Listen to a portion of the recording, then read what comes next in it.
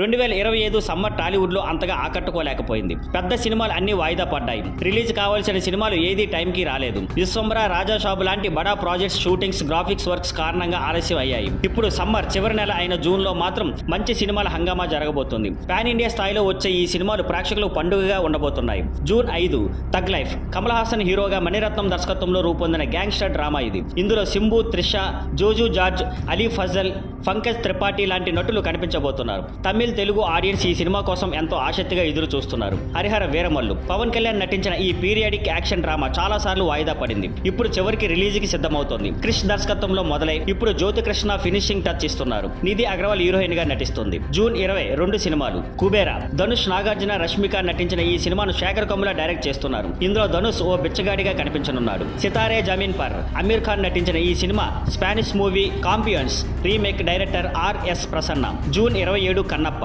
మంచు విష్ణు హీరోగా ముఖేష్ కుమార్ సింగ్ దర్శకత్వంలో రూపొందుతున్న ఈ సినిమా శివభక్త కన్నప్ప కథ ఆధారంగా ఉంది. ఇందులో అక్షయ్ కుమార్, మోహన్ లాల్, ప్రభాస్ కీలక పాత్రలో కనిపించనున్నారు. భారీ బడ్జెట్ తో రాబోతున్న ఈ సినిమా విజువల్స్ భక్తి రసం ప్రేక్షకులను మెప్పించే అవకాశం ఉంది. మొత్తంగా జూన్ నెల టాలీవుడ్ లో సినిమా సందడితో నిండిపోనుంది. ఇప్పుడు ఈ సినిమాలు బాక్స్ ఆఫీస్ ఎంత దాక్కుంటాయో చూడాలి.